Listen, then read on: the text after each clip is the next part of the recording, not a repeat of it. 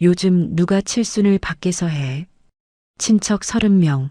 네가 다 차려라. 저는 편의점 3곳을 털어 도시락 30개를 사왔습니다. 시아버지 칠순상 위에 차곡차곡 탑을 쌓았습니다. 캐리어를 끌고 현관문을 나서며 휴대폰 전원을 껐을 때 친척들은 막 시댁 초인종을 누르고 있었습니다. 몇 시간 뒤 켜본 휴대폰에는 부재중 전화 232통, 시어머니의 저주, 시아버지의 호통, 남편의 협박이 폭포처럼 쏟아졌지만 저는 처음으로 소리내어 웃었어요. 사연이 시작하기 전 좋아요와 구독을 눌러주세요. 오늘 하루 행운과 행복이 가득하도록 기도해 드릴게요. 오늘의 사연 지금 시작합니다. 저는 이지윤, 올해로 34살이 된 웹디자이너입니다. 경기도 외곽의 평범한 동네에서 평범한 부모님 밑에서 자랐습니다. 아버지는 작은 인쇄소를 하셨고 어머니는 동네 미용실에서 일하셨죠. 넉넉하지는 않았지만 식탁에는 늘 따뜻한 밥이 있었고 부모님은 한 번도 큰 소리를 내신 적이 없었습니다. 그래서일까요? 저는 다툼이 무서웠습니다. 누군가 언성을 높이면 명치 아래가 싸하게 식어버리는 사람으로 자랐죠. 학교에서도 회사에서도 둥글둥글 살자가 제 좌우명이었습니다. 대학에서 시각 디자인을 전공하고 작은 에이전시에서 시작해 7년 차에 접어든 지금은 어디 가서 명함 내밀어도 부끄럽지 않은 경력을 쌓았습니다. 무난한 회사, 무난한 연봉, 무난한 연애. 저는 그 무난함이 좋았습니다. 3년 전 봄, 친한 선배가 한 사람을 소개해 주겠다고 했습니다. 그 사람이 박민우였죠. 약속 장소로 가던 날 갑자기 소나기가 쏟아졌습니다. 편의점 앞에서 비를 피하고 있는데 우산을 든 남자가 다가왔습니다. 어머, 혹시 빗속에 서 계신 분 이지윤 씨 맞으세요? 비를 다 맞고 계시네.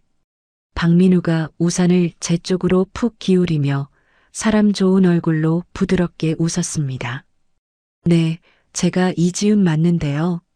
저를 어떻게 단번에 알아보셨어요? 저는 어깨를 살짝 움츠리며 대답했습니다. 아이고, 선배가 보여준 사진보다 실물이 100배 1000배는 더 고우신데요.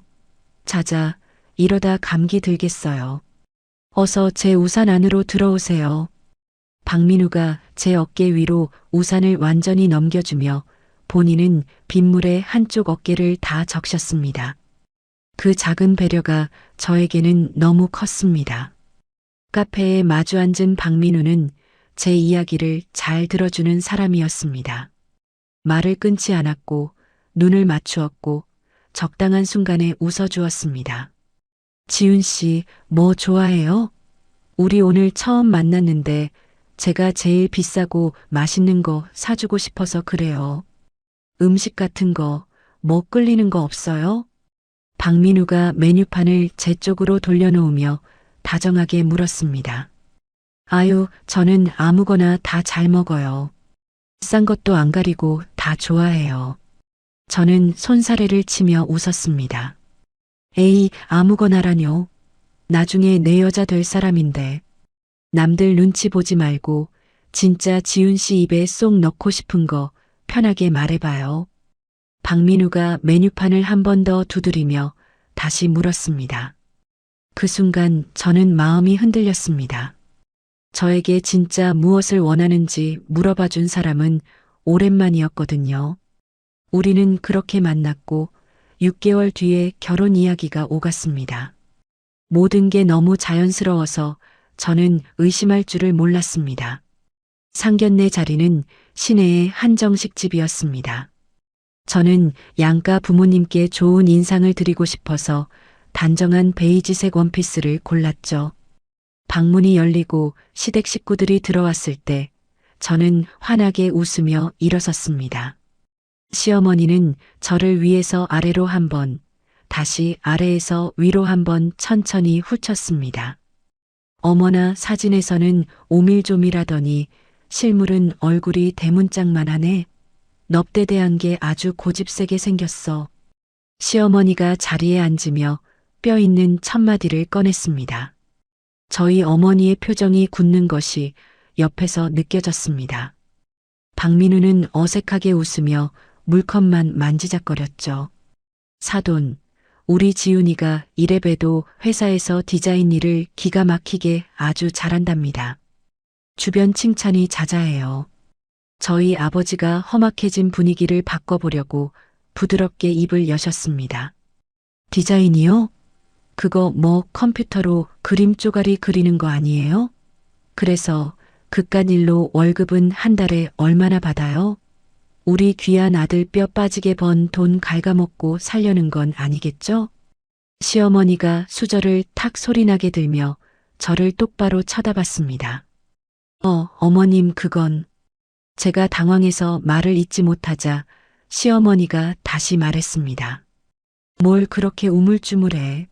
아니, 며느리 될 사람 주머니 사정을 확실히 알아야 우리 아들이 평생 짐 짊어지고 개고생할지 안 할지 가늠할 거 아니에요. 내 말이 틀려요, 사부인?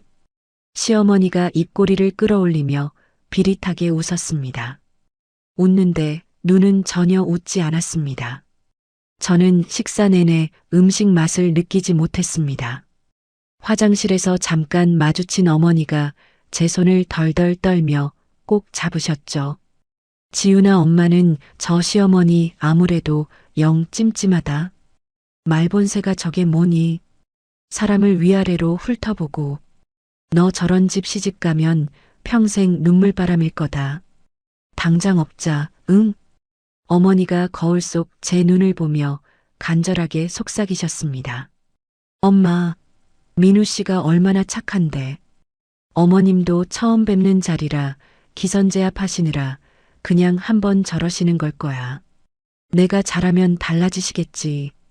걱정 마. 저는 어머니의 손등을 토닥였습니다.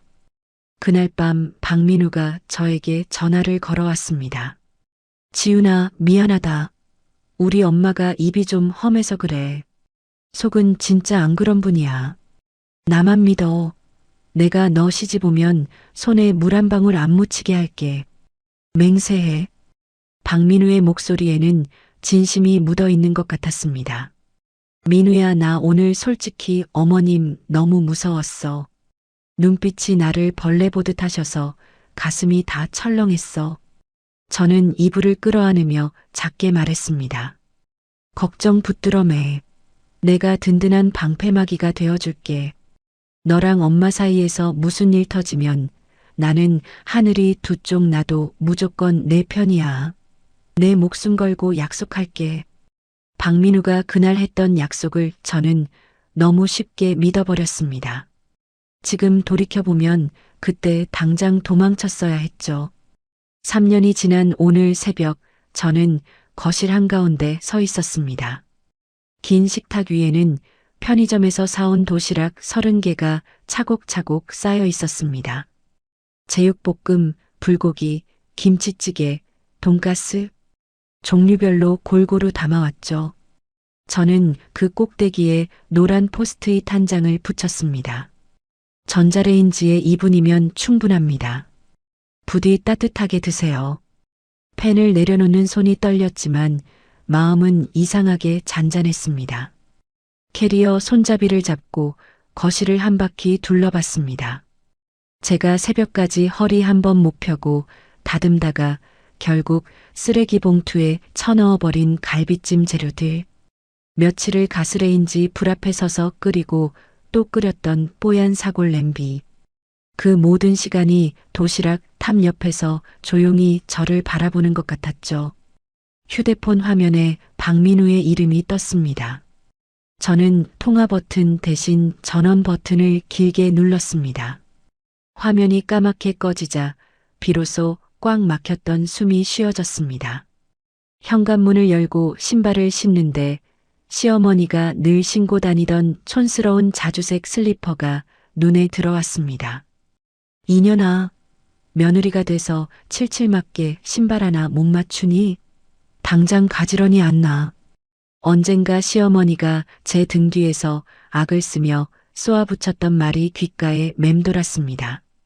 저는 그 슬리퍼를 발끝으로 툭 밀어냅다 한쪽으로 구석에 처박아 버렸습니다.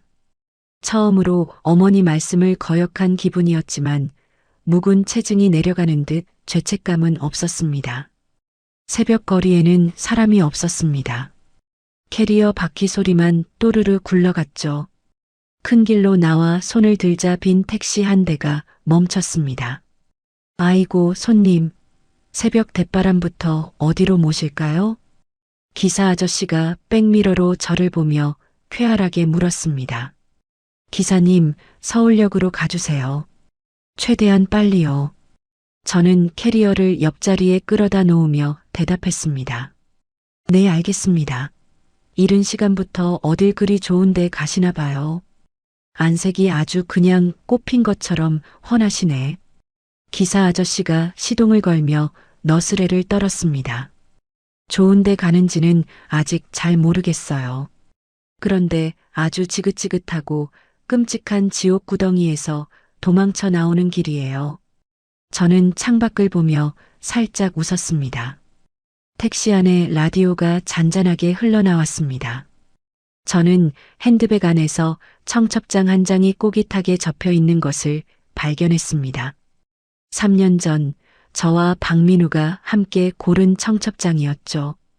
표지에는 손을 잡은 두 사람의 실루엣이 그려져 있었습니다. 저는 그 종이를 가만히 매만지다가 반으로 천천히 접었습니다. 그리고 찌익 소리가 나게 한 번 더 접었죠. 창밖으로 해가 막 떠오르려 하고 있었습니다. 붉은 빛이 도시 빌딩들의 옆구리를 따라 길게 번지는 풍경이었습니다. 저는 지난 3년을 떠올렸습니다. 주말마다 시댁 부엌 앞에 노예처럼 묶여있던 저. 박민우의 등 뒤에 대고 입을 틀어막은 채 혼자 울던 저. 시어머니의 말도 안 되는 호통에 바보같이 고개를 푹 숙이던 저. 그 모든 저의 모습이 백미러에 비치는 도로처럼 빠르게 멀어졌습니다. 기사님, 죄송한데 라디오 소리 좀 시원하게 빵빵하게 키워주시겠어요? 저는 캐리어 손잡이를 꼭 쥐며 부탁드렸습니다. 아따, 이른 아침엔 신나는 음악이 최고죠. 손님, 오늘 뭐 복권이라도 크게 당첨되셨나 보네. 기사 아저씨가 볼륨을 시원하게 올리며 껄껄 웃었습니다. 저는 대답 대신 가만히 고개를 끄덕였습니다. 그리고 처음으로 정말 오랜만에 어깨에 잔뜩 들어갔던 힘을 빼고 시트에 등을 편안하게 기댔습니다. 시아버지의 칠순 잔치가 시작되는 시간까지는 이제 5시간이 남아 있었습니다. 신혼여행에서 돌아온 첫 주말이었습니다. 시차 적응도 못한 채 침대에 늘어져 있는데 박민우의 휴대폰이 울렸습니다. 엄마. 응, 알았어. 갈게. 박민우가 침대에서 일어나며 짧게 통화를 끊었습니다. 민우야, 누구야? 저는 이불을 끌어당기며 물었습니다. 엄마가 오늘 오래. 김치 좀 담그시는데 너 와서 좀 거들래. 박민우가 옷장을 열며 무심하게 말했습니다. 오늘, 우리 어제 새벽에 들어왔잖아. 저는 천천히 몸을 일으켰습니다. 엄마가 부르시면 가야지. 지훈아, 첫 주는 좀 잘 보여야 돼. 박민우가 셔츠를 입으며 거울 앞에서 단추를 채웠습니다. 저는 그 말을 어떻게 받아들여야 할지 몰랐습니다. 잘 보여야 한다는 말, 그 말이 며칠 동안 마음에 걸려 있었죠. 1시간 뒤, 저는 시댁 부엌 한가운데에 서 있었습니다. 거실에서는 박민우가 시아버지와 함께 야구 중계를 보고 있었습니다. 지훈이는 손이 좀 빠른 편이니 우리 며느리는 어떨까? 시어머니가 배추 한 포기를 제 앞에 툭 내려놓으며 말했습니다. 어머니, 사실 김장은 한 번도 안 해봐서요.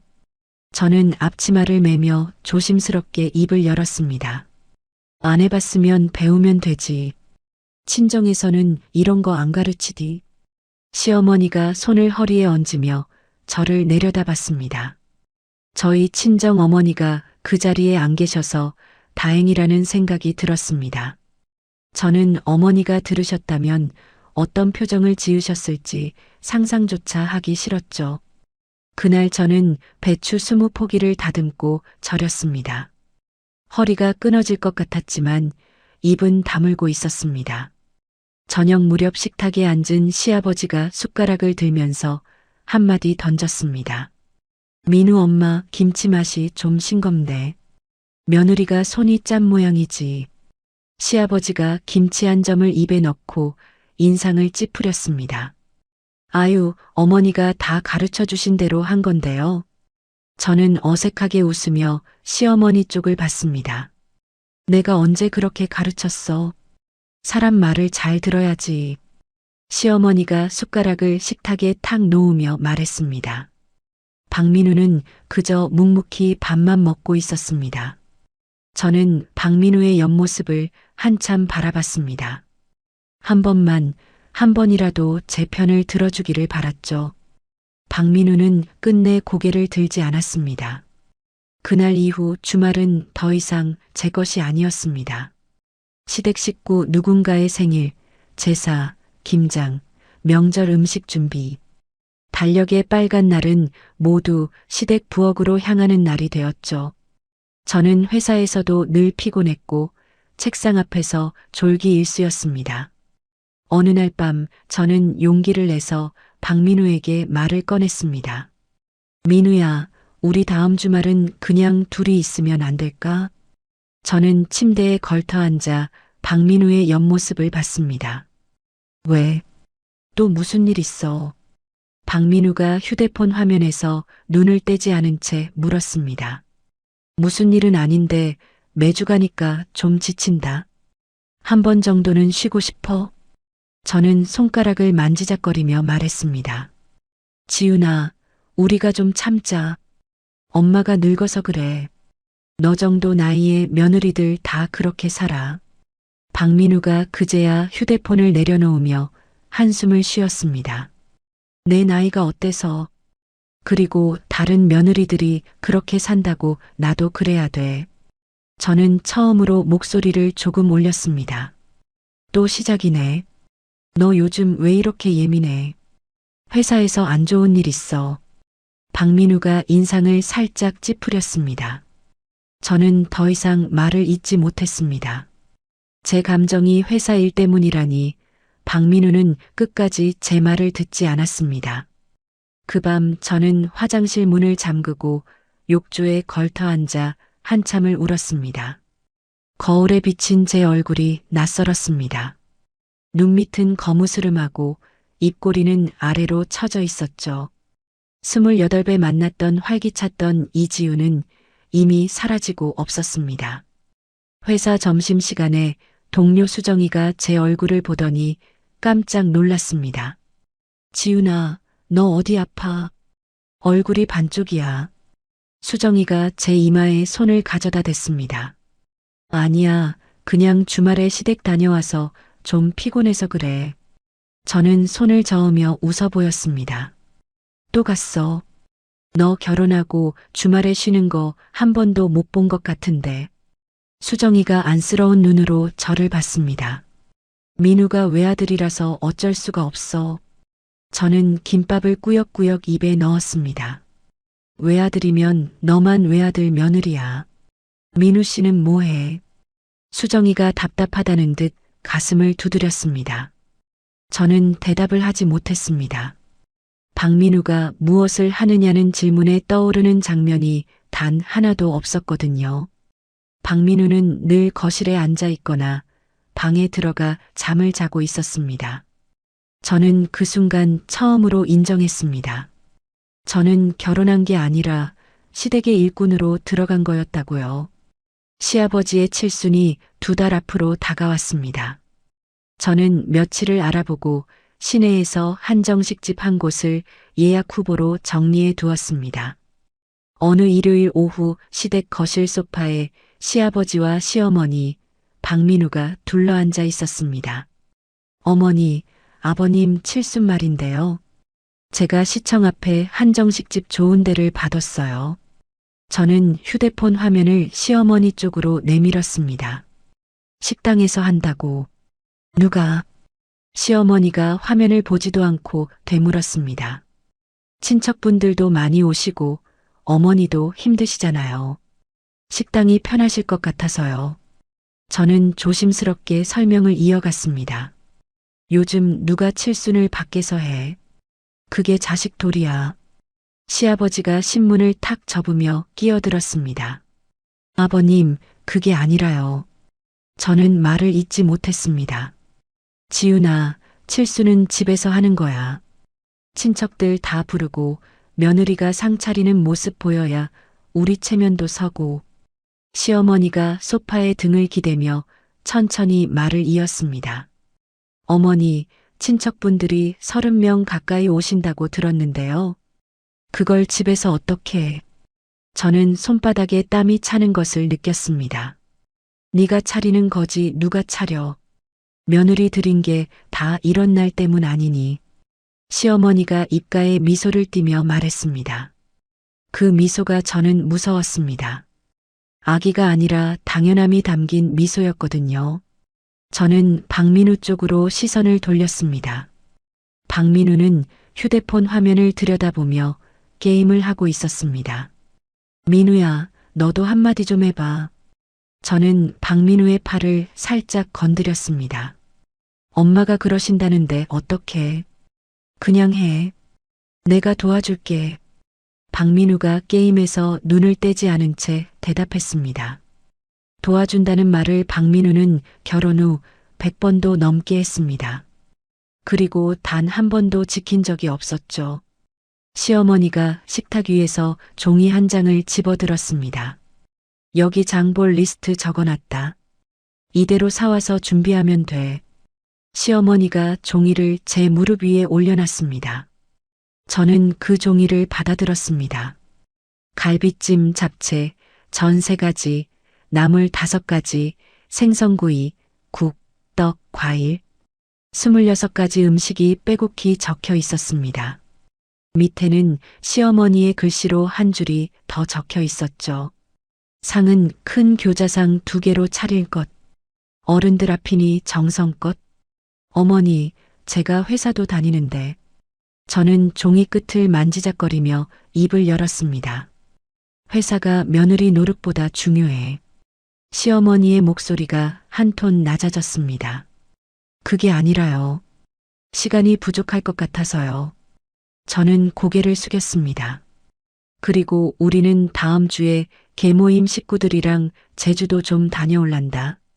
잔치 전날 올라올 테니까 그때까지 잘 준비해놔. 시아버지가 마치 다 결정된 일처럼 말씀하셨습니다.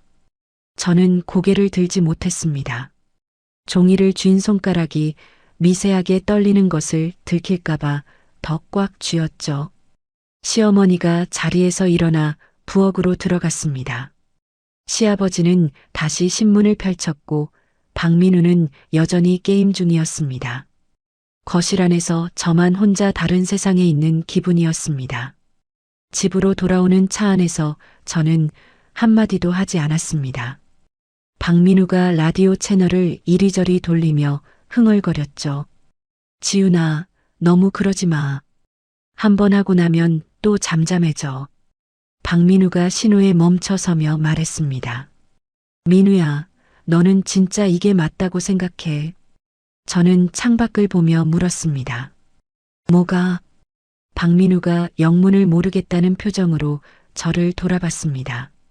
저는 더 묻지 않았습니다. 박민우의 그 표정 하나로 모든 답을 들은 셈이었거든요. 신호가 바뀌고 차가 다시 출발했습니다. 저는 무릎 위에 놓인 장보기 리스트를 가만히 내려다봤습니다. 26줄의 글씨가 마치 제 목에 걸린 26개의 사슬처럼 보였습니다. 잔치를 사흘 앞둔 평일 저녁, 저는 퇴근하자마자 대형마트로 향했습니다. 카트 2대에 장을 보고도 모자라 택배까지 따로 붙여야 했습니다. 집에 도착하니 밤 10시였죠.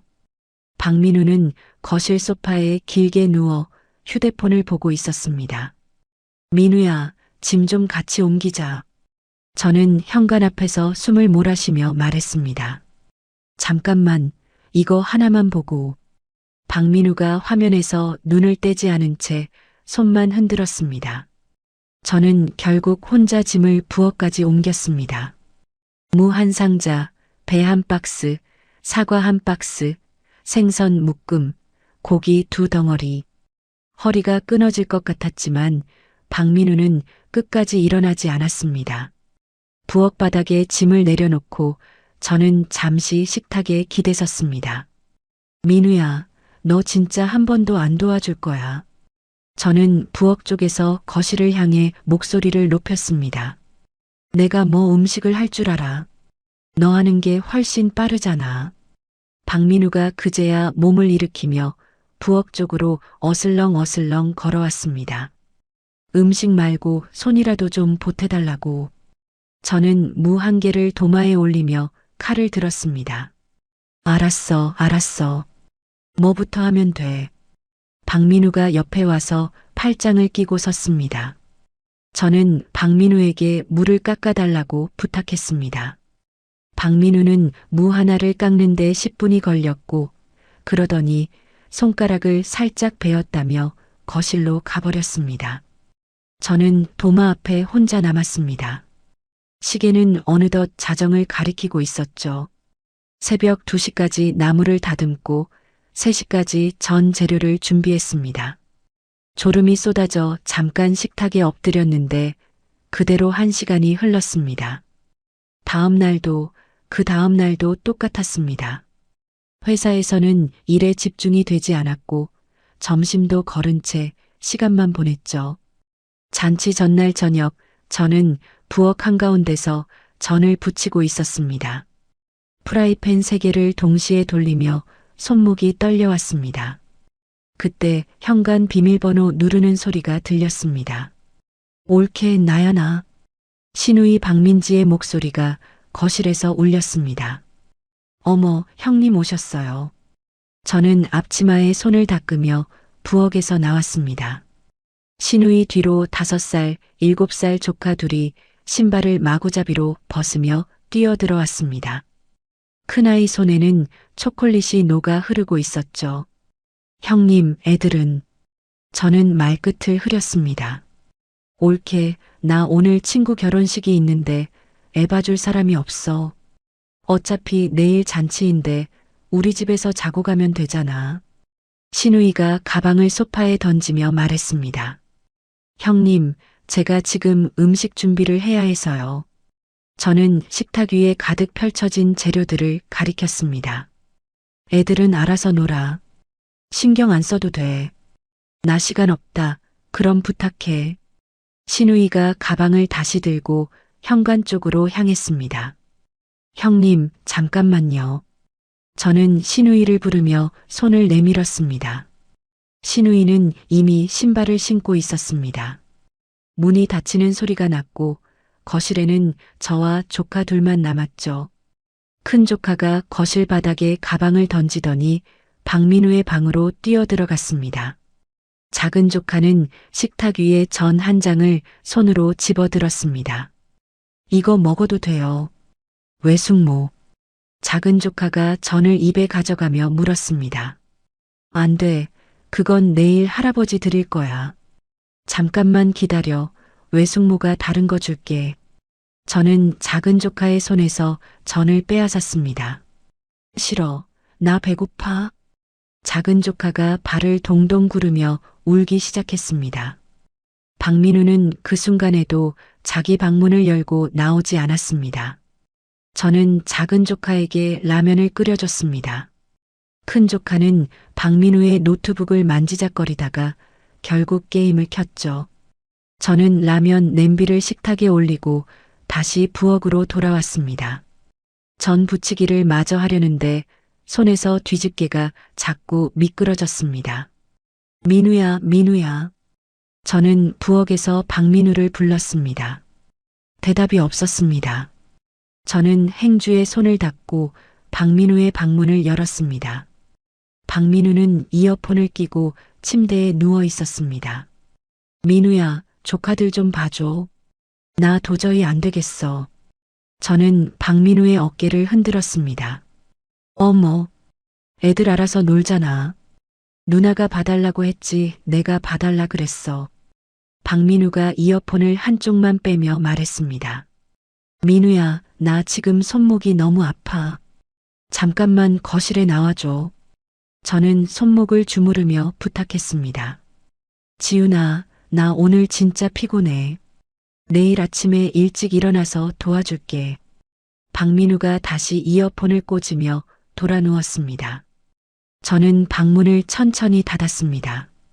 부엌으로 돌아오는 길에 거실을 지나는데 큰 조카가 소파 위에서 뛰고 있었습니다.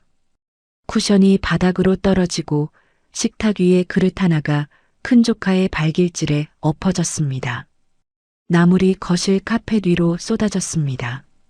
안 돼, 거기서 뛰지 말랬지. 저는 카펫에 주저앉아 나물을 손으로 주워 담았습니다. 외숙모, 이거 더러워요. 큰 조카가 카펫을 가리키며 깔깔 웃었습니다. 저는 큰 조카를 올려다봤습니다.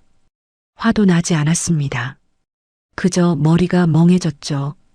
시계는 새벽 1시를 넘어가고 있었습니다. 저는 다시 일어나 부엌으로 돌아갔습니다. 프라이팬 위에 전이 시커멓게 타고 있었죠. 저는 가스불을 끄고 프라이팬을 그대로 싱크대에 내려놨습니다. 손잡이가 뜨거웠는데도 통증이 잘 느껴지지 않았습니다. 그 순간 부엌 천장이 빙글 돌았습니다. 손에 힘이 빠지고 다리가 풀렸죠. 저는 싱크대를 붙잡으려다가 그대로 부엌 바닥으로 미끄러졌습니다.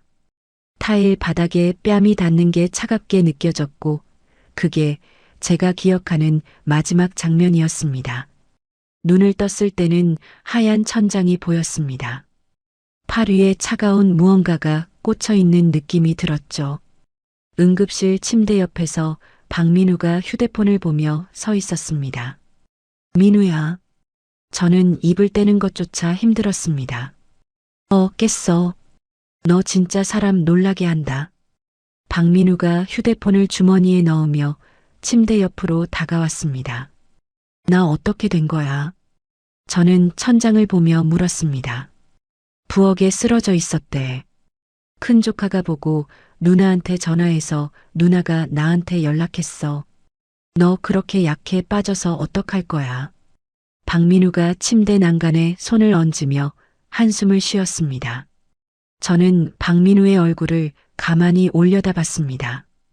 박민우의 표정에는 걱정이 한 톨도 없었습니다.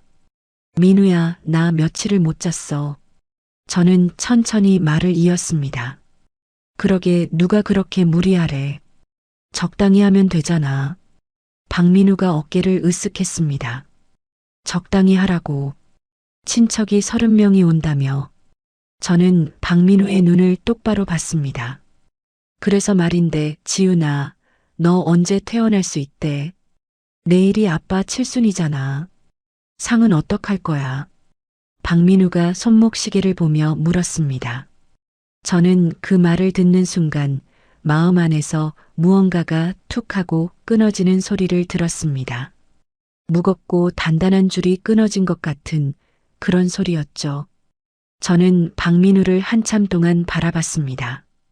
박민우는 제 시선이 부담스러웠는지 휴대폰을 다시 꺼냈습니다. 민우야, 의사 선생님 좀 불러줘. 나 퇴원할게. 저는 천천히 몸을 일으켰습니다. 그래. 그거 잘 생각했어. 빨리 가서 마무리해야지. 박민우가 반색을 하며 일어났습니다. 저는 침대 모서리에 걸터 앉아 링거를 뽑는 박민우의 뒷모습을 봤습니다. 박민우는 마지막까지도 제가 왜 퇴원하려는지 묻지 않았습니다. 집으로 돌아오는 택시 안에서 저는 한마디도 하지 않았습니다. 박민우는 시아버지에게 전화를 걸어 잔치 시간만 다시 확인했죠. 집에 도착해서 박민우는 곧장 자기 방으로 들어가 잠을 청했습니다. 저는 부엌에 혼자 섰습니다. 타다 만전, 시들어가는 나물, 한쪽에 쌓인 갈비살. 저는 검은 쓰레기 봉투 한 장을 펼쳤습니다. 그리고 그 안에 모든 재료를 차곡차곡 담기 시작했습니다. 쓰레기 봉투 3개를 다 채우고 나니 부엌이 텅 비었습니다. 이상하게도 마음이 가벼웠죠. 저는 외투를 걸치고 지갑만 챙겨 집을 나섰습니다. 새벽 거리의 편의점 불빛이 유난히 환했습니다. 첫 번째 편의점에서 도시락 12개를 샀습니다. 두 번째 편의점에서 10개를 샀고, 세 번째 편의점에서 8개를 더 샀죠. 손님, 무슨 행사라도 있으세요? 세 번째 편의점 직원이 봉투를 묶으며 물었습니다. 네, 잔치가 좀 있어요. 어르신 칠순이에요. 저는 카드를 내밀며 담담하게 대답했습니다. 아유, 정성이시다. 행복하게 잘 보내세요. 편의점 직원이 환하게 웃으며 봉투를 건넸습니다. 저는 양손 가득 봉투를 들고 집으로 돌아왔습니다. 거실 식탁 위에 도시락을 하나씩 꺼내 쌓기 시작했습니다. 제육볶음이 아래로, 그 위에 불고기, 그 위에 김치찌개, 또 그 위에 돈가스. 30개의 도시락이 차곡차곡 올라가 작은 탑이 되었죠. 저는 그 옆에 캐리어를 두고 옷장으로 향했습니다. 가장 마음에 들었던 원피스와 코트, 그리고 노트북을 캐리어에 담았습니다. 박민우의 방 쪽을 한번 돌아봤습니다. 방문은 굳게 닫혀 있었고 안에서는 코 고는 소리가 작게 들렸습니다. 저는 식탁 앞에 다시 섰습니다. 포스트잇 한 장과 펜을 들고 도시락 탑 꼭대기에 메모를 붙였습니다.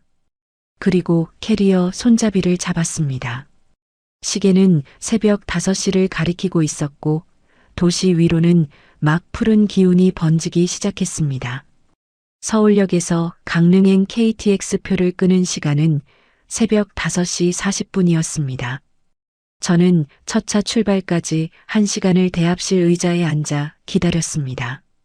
가방 안의 휴대폰은 여전히 꺼진 채였죠. 누군가 깨어나 도시락 탑을 발견할 시간이 다가오고 있었습니다. 저는 그 장면을 상상하지 않으려고 애썼지만 입꼬리가 자꾸 올라가는 것은 어쩔 수 없었습니다. 기차가 출발하자 창밖으로 도시가 빠르게 멀어졌습니다. 저는 자리에 깊숙이 등을 기대고 눈을 감았습니다. 잠이 오지는 않았지만 눈꺼풀 위로 햇빛이 따뜻하게 내려앉는 게 좋았죠. 2시간이 어떻게 지났는지 모르게 강릉에 도착했습니다. 역 앞에서 택시를 잡아 바다 근처 작은 호텔로 향했습니다. 체크인을 하고 방에 짐을 풀자마자 저는 다시 밖으로 나왔습니다. 바닷가까지는 걸어서 10분 거리였습니다. 모래사장에 신발을 벗고 맨발로 내려섰습니다. 모래는 차가웠지만 그 차가움이 오히려 정신을 또렷하게 만들어줬죠. 저는 한참을 가만히 서서 파도가 들어왔다 나가는 모습을 봤습니다. 파도 소리가 귀 안을 가득 채우자 그제야 어깨에 매달려 있던 무거운 것이 떨어져 나가는 기분이 들었습니다. 가방에서 휴대폰을 꺼냈습니다. 전원 버튼을 길게 누르자 화면에 불이 들어왔죠. 잠시 뒤 알림이 폭포처럼 쏟아지기 시작했습니다. 부재중 전화 232통, 문자 메시지가 100통이 넘었습니다. 저는 모래사장에 주저앉아 메시지를 하나씩 열어봤습니다. 박민우, 너 미쳤어. 당장 안 와. 박민우, 어머니 쓰러지셨다. 진짜 너 이렇게 살 거야. 박민우, 친척들 다 보고 있다. 빨리 와서 무릎 꿇어. 저는 박민우의 메시지를 끝까지 읽지도 않았습니다. 다음은 시어머니의 메시지였죠. 이지윤, 네가 사람이니. 짐승만도 못한 것. 내가 너를 가만 안 둔다. 어디 두고 봐. 이거 시아버지 환갑 사진 위에 도시락이라니. 너는 죽어서 천벌 받을 거다. 저는 그 문장을 읽다가 작게 웃음이 새어나왔습니다. 화가 나서가 아니라 이상하게 마음이 시원해서요. 다음은 시아버지였습니다. 이지윤, 동네 창피해서 얼굴을 못 들겠다. 당장 와서 손님들 앞에서 무릎 꿇고 빌어라. 체면이 이게 뭐냐, 체면이. 저는 그 메시지를 읽고 휴대폰 화면을 한참 동안 들여다봤습니다. 체면. 시아버지가 가장 중요하게 여기는 그 두 글자. 저는 3년 동안 그 두 글자 때문에 새벽까지 부엌에 묶여 있었습니다. 저는 모든 메시지에 답하지 않았습니다. 대신 친정 어머니께만 짧게 문자를 보냈죠. 엄마, 저 강릉이에요. 며칠 있다가 갈게요. 걱정 마세요. 어머니에게서는 곧바로 답장이 왔습니다. 지윤아, 잘했다. 푹 쉬고 와라. 엄마는 내 편이다. 저는 그 한 줄을 읽고 모래 위에 한참을 앉아 있었습니다. 눈물이 한 방울씩 떨어지는데 슬퍼서 우는 게 아니었습니다. 누군가가 제 편이라는 말을 들은 게 너무 오랜만이어서요. 점심 무렵 저는 바닷가 근처 작은 카페로 들어갔습니다. 창가 자리에 노트북을 펼치고 따뜻한 라떼 한 잔을 시켰죠. 오랫동안 미뤄두었던 개인 포트폴리오를 정리하기 시작했습니다. 회사 일에 치이고 시댁 일에 치이느라 손도 못 댔던 작업물들이었습니다. 화면 위에 제가 그동안 만들었던 디자인 시안들이 하나씩 떠올랐습니다. 실례합니다. 자리 잠깐 옆에 앉아도 될까요? 콘센트가 여기뿐이라서요.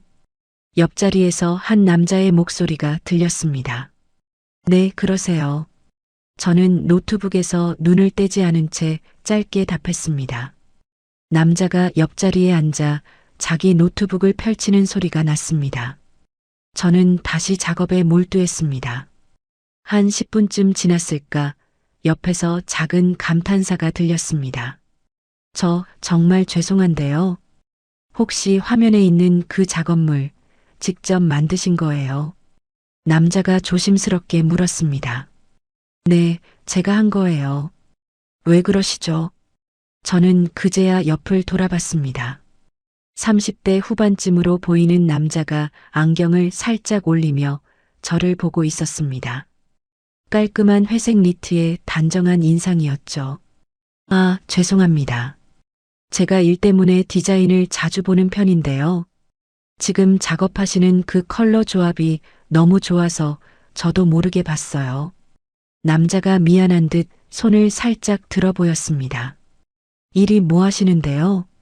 저는 노트북 화면을 살짝 옆으로 돌리며 물었습니다. 작은 스타트업 하나 운영하고 있어요. 서도영이라고 합니다. 서도영이 명함 한 장을 꺼내 식탁 위에 올려놨습니다. 명함에는 IT 회사 대표라는 직함이 적혀 있었습니다.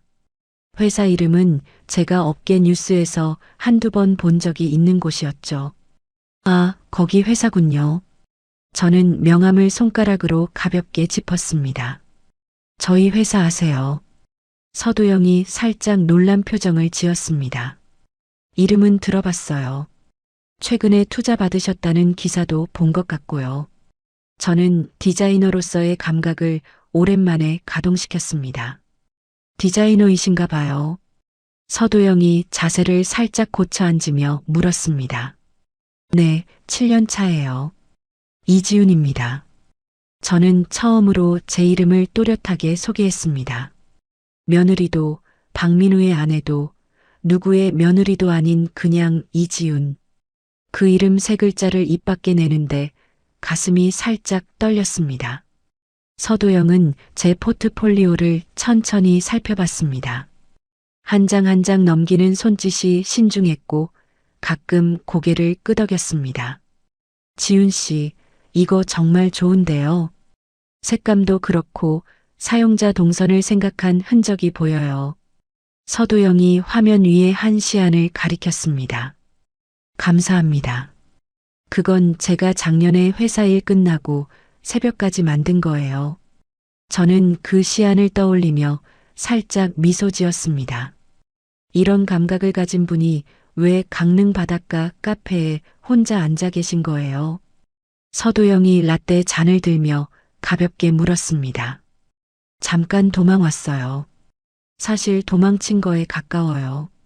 저는 솔직하게 대답했습니다. 도망요. 회사에서요. 서도영이 의아한 표정을 지었습니다. 회사는 아니고요. 좀 복잡한 일이 있어서요. 저는 더 자세히 말하지 않았습니다. 서도영도 더 묻지 않았습니다. 대신 화제를 받고 자신의 회사가 준비 중인 새 서비스 이야기를 꺼냈죠. 사용자 경험 디자인이 중요한 프로젝트인데 마음에 드는 디렉터를 못 찾고 있다는 이야기였습니다. 지훈 씨, 혹시 이직 생각 있으세요? 서도영이 진지한 얼굴로 물었습니다. 이직이요. 저는 라떼 잔을 내려놨습니다. 저희가 다음 분기에 큰 프로젝트를 시작하는데요. 디자인 총괄을 맡아주실 분이 필요해요. 지훈 씨 작업물 보니까 저희가 찾던 감각이에요.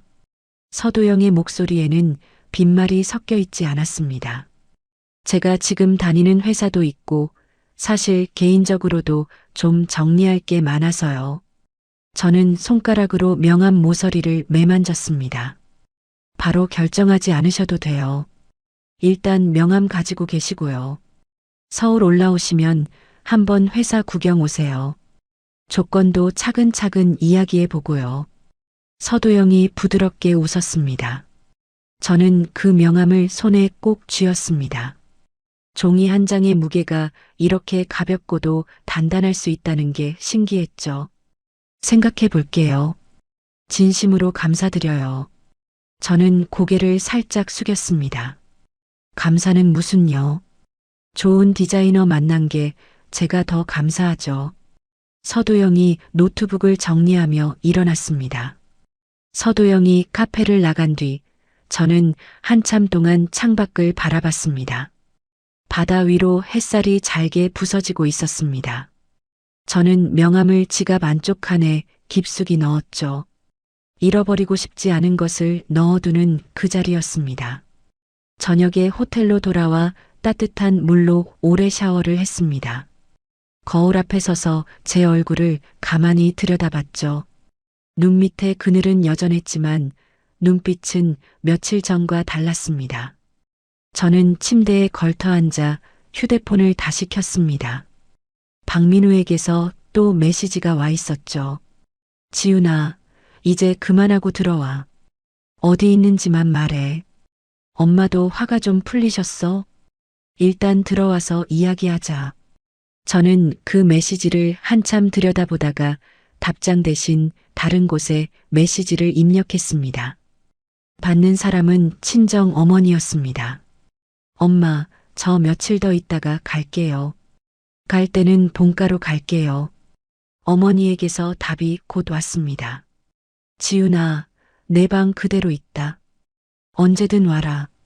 저는 그 두 문장을 몇 번이고 다시 읽었습니다. 창밖에서 파도 소리가 끊임없이 들려왔습니다. 저는 처음으로 두려움 없이 내일을 떠올렸습니다. 서울로 돌아가면 해야 할 일들이 머릿속에 차곡차곡 정리되기 시작했죠. 박민우에게 보낼 우편 한 통, 짐을 옮길 트럭 한 대, 그리고 다시 펼쳐 들어야 할 명함 한 장. 저는 휴대폰 화면을 끄고 침대에 천천히 몸을 뉘었습니다. 서울로 돌아온 다음 날, 저는 친정 어머니의 도움을 받아 박민우의 집에서 짐을 정리했습니다. 박민우는 회사에 가 있는 시간이었죠. 저는 옷장과 화장대, 책상 위 물건들만 골라 박스에 담았습니다. 부엌 살림은 손대지 않았습니다.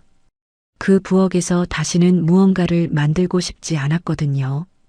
지훈아, 이거 다 가져가는 거지. 친정 어머니가 박스를 테이프로 봉하며 물으셨습니다. 네, 엄마. 저 다신 여기 안 와요. 저는 옷걸이에서 외투를 빼며 대답했습니다. 잘했다. 어떻게 사람이 사람 사는 데서 그렇게 살았니? 어머니가 한숨을 쉬며 박스에 매직으로 옷이라고 적으셨습니다. 저는 책상 위에 있던 결혼사진 액자를 마지막으로 집어들었습니다. 사진 속에 저는 환하게 웃고 있었죠. 저는 그 액자를 박스가 아니라 식탁 위에 그대로 올려놨습니다. 박민우가 보고 무슨 생각을 할지는 관심이 없었습니다. 이혼 서류는 이미 변호사 사무실을 통해 박민우 앞으로 발송된 뒤였죠. 본가에 짐을 풀고 며칠을 쉰 뒤 저는 서도영에게 전화를 걸었습니다. 도영 씨, 이지윤이에요. 저는 거실 창가에 서서 말했습니다. 지윤 씨, 기다리고 있었어요. 결정하셨어요. 서도영의 목소리에 반가움이 묻어났습니다. 네, 도영 씨 회사로 가고 싶어요. 다음 주 월요일에 한번 찾아뵐 수 있을까요? 저는 창문 너머의 햇살을 보며 대답했습니다. 좋아요. 월요일 오전 10시에 사무실에서 뵐게요. 서도영이 짧고 단단하게 답했습니다. 서도영의 회사는 강남의 한 빌딩 13층에 있었습니다. 사무실은 아담했지만 직원들의 얼굴이 밝았습니다. 서도영은 저를 회의실로 안내해 차 한 잔을 직접 따라주었습니다. 지윤 씨, 저희가 준비한 조건이에요. 한번 보세요. 서도영이 종이 한 장을 식탁 위에 올려놨습니다. 저는 종이를 천천히 살폈습니다. 직함은 디자인 디렉터, 연봉은 지금 받던 금액의 거의 2배였습니다. 프로젝트 인센티브 조건도 따로 적혀 있었죠. 많이 신경 써주셨네요. 저는 종이를 다시 식탁 위에 내려놨습니다. 지윤 씨가 그만한 분이에요. 저희가 제대로 모시고 싶어서요. 서도영이 안경을 살짝 올리며 말했습니다. 한 가지만 부탁드릴게요. 저 일에 좀 미친 사람처럼 살아도 괜찮을까요? 저는 서도영의 눈을 똑바로 봤습니다. 환영이에요. 그런데 너무 무리하지는 마시고요. 서도영이 부드럽게 웃었습니다. 저는 그날 바로 계약서에 사인을 했습니다. 손이 살짝 떨렸지만 그건 두려움이 아니라 설렘에 가까웠습니다. 다음 날부터 저는 새 회사로 출근했습니다. 새벽 6시에 일어나 7시에 집을 나섰고 밤 11시에 들어왔죠. 어머니가 늦게 들어오는 저를 위해 늘 따뜻한 국 한 그릇을 끓여두셨습니다. 지윤아, 너 요즘 얼굴이 좋아졌다. 어머니가 식탁에서 국그릇을 밀어주시며 말씀하셨습니다. 엄마, 일이 너무 재밌어요. 회사 사람들도 다 좋아요. 저는 숟가락을 들며 활짝 웃었습니다. 피곤하진 않니? 너무 늦게까지 일하는 것 같아서. 어머니가 제 손등을 가만히 쓰다듬으셨습니다. 피곤한데 다른 피곤이에요. 시댁에서 일할 때랑은 달라요. 저는 어머니의 손을 마주 잡았습니다. 그래, 사람이 일하는 보람이 있어야지. 어머니가 안경 너머로 저를 보시며 살짝 웃으셨습니다. 저는 그 식탁에서 처음으로 마음 편히 밥을 먹었습니다. 누군가의 눈치를 보지 않고 누군가의 기분을 살피지 않고 그저 따뜻한 국 한 그릇을 천천히 떠 넣었죠. 회사에서 제가 맡은 프로젝트는 새 쇼핑 앱이었습니다. 저는 화면 한 장 한 장을 직접 스케치하고 색을 골랐습니다. 팀원들과 매일 회의를 하며 의견을 주고받았죠. 실장님, 이 부분 색을 좀 더 차분하게 가는 게 어떨까요? 팀 막내 디자이너 수아가 모니터를 가리키며 말했습니다. 수아 씨, 의견 좋아요. 그런데 메인 배너만큼은 좀 도전적으로 가보고 싶어요. 이유는 이거예요. 저는 수아 옆에 의자를 끌어다 앉으며 설명했습니다. 저는 의견을 듣고 또 제 의견을 말하는 그 과정이 너무 좋았습니다. 누군가가 제 말에 고개를 끄덕여주는 것, 그 단순한 일이 이토록 큰 행복이라는 것을 처음 알게 됐죠. 프로젝트는 석 달 만에 완성되어 출시되었습니다. 앱은 출시 일주일 만에 다운로드 10만을 넘겼고 업계 뉴스에도 여러 번 소개되었습니다. 지윤 씨, 우리 제대로 사고 친 것 같은데요. 서도영이 회의실로 들어오며 환하게 웃었습니다. 도영 씨, 저 진짜 행복해요. 저는 손바닥으로 얼굴을 한번 쓸어내렸습니다. 행복하다는 말 오늘 처음 들었어요. 지훈 씨한테. 서도영이 의자에 앉으며 가만히 저를 봤습니다. 제가 그동안 행복할 일이 별로 없었거든요. 저는 살짝 웃으며 대답했습니다. 앞으로는 자주 그런 말 하셨으면 좋겠어요. 서도영이 손가락으로 식탁을 가볍게 두드리며 말했습니다.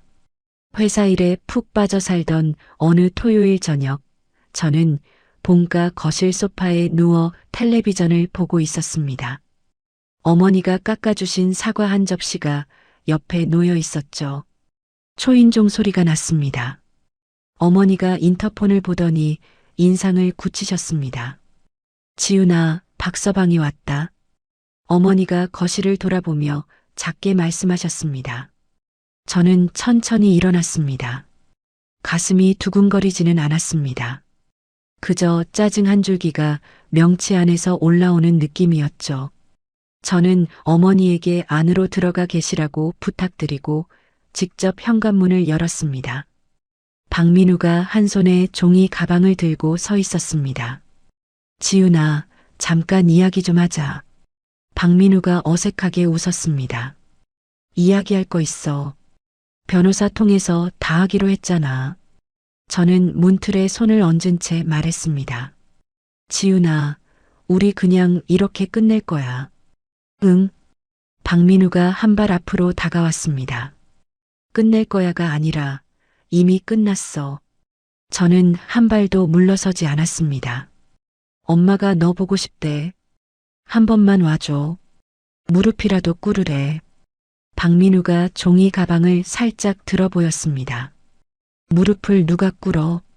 너희 어머니가 나한테 꿇어도 모자랄 텐데. 저는 입꼬리를 살짝 올리며 말했습니다. 지훈아, 너 사람이 변했네. 박민우가 미간을 찌푸렸습니다. 변한 거 아니야. 원래 이런 사람이었는데 너희 집에 가서 잠깐 잃어버렸던 거야. 저는 또박또박 한 글자씩 박민우의 얼굴에 새기듯 말했습니다. 박민우가 한참 동안 저를 바라봤습니다. 그러더니 종이 가방을 현관 앞 바닥에 슬그머니 내려놨습니다. 지훈아, 이거 엄마가 보내신 보약이야. 받아. 박민우가 종이 가방을 내려다보며 말했습니다. 가져가. 어머니가 직접 끓이신 거면 어머니가 드시라고 해. 저는 그 가방을 손가락으로 가볍게 박민우 쪽으로 밀었습니다. 지훈아, 너 진짜. 박민우가 한숨을 쉬었습니다. 민우야, 너한테 한 가지만 물어볼게. 저는 박민우의 눈을 똑바로 봤습니다. 뭐? 박민우가 짧게 답했습니다. 내가 응급실에 누워 있을 때 너 나한테 뭐라고 했는지 기억나? 저는 천천히 물었습니다. 박민우의 얼굴이 살짝 굳었습니다. 그게 내가 그땐 정신이 없어서. 박민우가 시선을 떨궜습니다. 칠순상은 어떡할 거냐고 했지. 너는 그 말이 나한테 무슨 의미였는지 평생 모를 거야. 저는 짧게 말하고 현관문을 닫았습니다. 문이 닫히는 소리가 작게 났습니다. 저는 그 자리에 잠시 서서 깊게 숨을 내쉬었죠. 거실로 돌아오자 어머니가 안방문 앞에 서 계셨습니다. 엄마 들었어요. 저는 어머니를 보며 어색하게 웃었습니다. 잘했다, 우리 딸. 엄마가 자랑스럽다. 어머니가 다가와 제 어깨를 가만히 안아주셨습니다. 저는 그날 밤 제 방 책상에 앉아 노트북을 열었습니다. 새 프로젝트의 첫 화면을 디자인하기 시작했죠. 스탠드 불빛 아래에서 화면 위의 색들이 천천히 자리를 잡아갔습니다. 책상 한쪽에는 회사 명함 한 장이 놓여 있었습니다. 이지훈, 디자인 디렉터. 저는 그 7글자를 손가락 끝으로 가볍게 매만졌습니다. 시계는 새벽 2시를 가리키고 있었지만 졸리지 않았습니다. 저는 오랜만에 제 인생의 주어가 저라는 사실을 또렷이 느끼고 있었습니다. 새 프로젝트가 막바지에 접어들고 있던 화요일 아침이었습니다. 저는 평소보다 1시간 일찍 회사에 출근해 자료를 정리하고 있었죠. 그날 오후 2시에 큰 유통사의 의사결정자들이 회사를 방문하기로 되어 있었습니다. 계약 금액이 회사 안에 매출의 3분의 1에 달하는 큰 건이었습니다. 저는 발표 자료를 한 장씩 넘겨보며 마지막까지 다듬었습니다. 실장님, 오늘 그 옷 진짜 잘 어울려요. 수아가 따뜻한 커피를 한 잔 가져다 주며 말했습니다. 수아 씨, 너무 떨려요. 이거 잘 돼야 할 텐데. 저는 컵을 두 손으로 감싸며 미소 지었습니다. 실장님이 만드신 건데요. 무조건 잘 돼요. 수아가 엄지를 척 들어 보였습니다. 저는 그 한마디에 마음이 한결 가벼워졌습니다. 회사 사람들의 응원이 이렇게 따뜻한 것이라는 걸 새삼 느꼈죠. 오전 10시 무렵 갑자기 사무실 출입문 쪽에서 소란이 일었습니다. 직원 한 명이 헐레벌떡 제 자리로 뛰어왔습니다. 실장님, 1층 로비에 좀 가보셔야 할 것 같아요. 신입사원 종우가 숨을 헐떡이며 말했습니다. 무슨 일인데요? 저는 자리에서 일어났습니다. 어떤 어르신이 실장님 이름을 부르면서 난리를 치고 계세요. 보안 직원들도 못 말리고 있어요. 종우가 얼굴이 하얗게 질려 있었습니다. 저는 그 말을 듣는 순간 가슴 안쪽이 묵직하게 가라앉는 느낌을 받았습니다. 누구인지 묻지 않아도 알 수 있었죠. 저는 사원증을 챙겨 들고 엘리베이터를 향해 빠르게 걸어갔습니다. 로비 한가운데 시어머니가 머리를 산발한 채 바닥에 주저앉아 있었습니다. 그 옆에 박민우가 어색하게 서서 시어머니의 어깨에 손을 얹고 있었죠. 시어머니는 저를 발견하자마자 손가락을 들어 저를 가리켰습니다. 전현이다. 전현이 우리 집안을 다 망쳐놨어. 시어머니가 목청을 한껏 높였습니다. 로비를 지나던 직장인들이 일제히 걸음을 멈췄습니다. 누군가는 휴대폰을 꺼내 들기도 했죠. 저는 시어머니 앞으로 천천히 걸어갔습니다. 가슴이 떨렸지만 다리는 흔들리지 않았습니다. 어머니, 여기서 이러시면 안 돼요. 일단 일어나세요. 저는 낮은 목소리로 말했습니다. 내가 왜 일어나? 너 같은 며느리가 어디 있어? 시아버지 칠순에 도시락 던지고 도망간 년이. 시어머니가 바닥을 손바닥으로 탁탁 두드렸습니다. 어머니, 사람들 다 보고 있어요. 저는 주변을 한번 돌아봤습니다. 보라 그래. 다 보라 그래. 우리 며느리가 어떤 짓을 했는지 다 알아야 돼. 시어머니가 목소리를 더 높였습니다. 박민우가 그제야 시어머니의 팔을 잡았습니다. 엄마, 일단 좀 진정하고. 지훈아, 너도 그만 좀 해. 박민우가 어색한 미소를 지었습니다. 민우야, 내가 뭘 그만해. 여기에 어머니 모시고 온 사람이 너잖아. 저는 박민우를 똑바로 봤습니다. 엄마가 너 만나러 가자고 하셔서 어쩔 수 없었어. 잠깐만 시간 좀 내봐. 박민우가 손바닥을 비비며 말했습니다. 저는 박민우를 바라보다가 시선을 다시 시어머니 쪽으로 돌렸습니다. 어머니, 저랑 따로 조용한 데 가서 이야기하세요. 여긴 회사예요. 저는 손을 내밀었습니다. 조용한 데가 어디 있어? 여기서 다 말할 거야. 2년이 시댁 버리고 새 남자랑 붙어서 잘 살고 있다고. 시어머니가 손가락으로 저를 거듭 가리켰습니다. 어머니, 그건 사실이 아니에요. 저는 손을 걷었습니다. 사실 아니면 왜 이혼하재? 다른 놈이 있으니까 그러는 거지. 시어머니가 입가에 거품을 물고 외쳤습니다. 그 순간 엘리베이터 문이 열리고 서도영이 로비로 내려왔습니다. 서도영은 상황을 한번 빠르게 살피더니 보안 직원에게 짧게 무언가를 지시했습니다. 보안 직원 둘이 다가와 시어머니의 양옆에 섰습니다. 어머님, 일단 저희 회의실로 가시죠. 여긴 손님들이 많이 오가는 곳이라서요. 서도영이 차분한 목소리로 말했습니다. 네가 그놈이지. 우리 며느리한테 붙은 그놈. 시어머니가 서도영을 향해 손가락질을 했습니다. 어머니, 그러지 마세요. 도영 씨는 제 직장 상사세요. 저는 시어머니의 팔을 잡으며 말했습니다.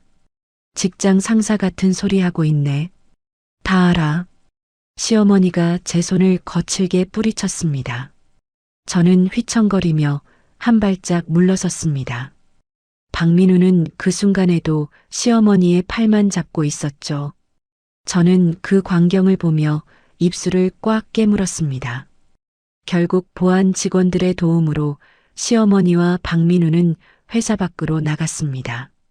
서도영이 제 어깨를 가만히 두드렸죠. 지훈 씨, 회의실로 잠깐 올라가요. 마음 좀 진정시키고요. 서도영이 부드럽게 말했습니다. 저는 고개를 끄덕이고 엘리베이터에 올랐습니다. 거울에 비친 제 얼굴이 창백했습니다. 회의실에 앉자마자 손이 떨려왔죠. 지훈 씨, 괜찮아요. 서도영이 따뜻한 물 한 컵을 건넸습니다. 도영 씨, 죄송해요. 제 일로 회사에 폐를 끼쳐서요. 저는 컵을 두 손으로 쥐었습니다. 폐는 무슨요? 지훈 씨 잘못 아니에요. 서도영이 맞은편 의자에 앉으며 말했습니다. 오후에 미팅 있는데 다른 분이 발표하는 게 낫지 않을까요? 저는 컵 안에 물을 바라봤습니다. 지훈 씨가 만든 자료예요. 지훈 씨가 발표하셔야죠. 그 사람들 때문에 지훈 씨가 자기 자리를 비울 이유가 없어요. 서도영이 단단한 목소리로 말했습니다. 저는 고개를 들어 서도영을 봤습니다. 서도영의 눈에는 흔들림이 없었습니다. 네, 발표할게요. 정신 차릴게요. 저는 컵을 식탁에 내려놓으며 작게 답했습니다. 오후 2시 미팅은 그럭저럭 마무리되었습니다. 유통사 임원들은 디자인을 마음에 들어 했고 일주일 안에 답을 주겠다는 말로 자리를 정리했죠. 저는 미팅을 마치고 화장실에 들어가 한참 동안 거울 앞에 서 있었습니다. 다리가 풀리는 느낌이 그제야 올라왔습니다. 저녁 무렵 회사를 나오는데 휴대폰이 울렸습니다. 수아의 다급한 목소리였습니다. 실장님, 지금 통화 가능하세요?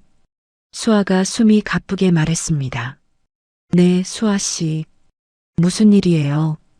저는 회사 앞 횡단보도에 서서 걸음을 멈췄습니다. 실장님, 직장인 커뮤니티에 글이 올라왔어요. 실장님 이야기인데 좀 안 좋아요. 수아가 망설이며 말했습니다. 저는 신호가 바뀌었는데도 길을 건너지 못했습니다. 한쪽으로 비켜서서 휴대폰을 들고 그 커뮤니티 앱을 열었죠. 인기 게시글 첫 번째에 제 이야기로 추정되는 글이 떠 있었습니다. 시아버지 칠순날 편의점 도시락 던지고 도망간 며느리. 알고 보니 회사 대표랑 눈 맞아서 그 회사 임원 자리 차지. 이런 사람이 디자인 디렉터라니 그 회사 제품 안 쓴다. 저는 글을 끝까지 읽고 댓글까지 내려봤습니다. 댓글은 이미 300개를 넘어가고 있었죠. 댓글 대부분이 제 신상을 추측하고 회사를 비난하는 내용이었습니다. 저는 그 자리에서 한참을 서 있다가 발걸음을 돌려 다시 회사로 들어갔습니다. 서도영의 사무실 문을 두드렸죠.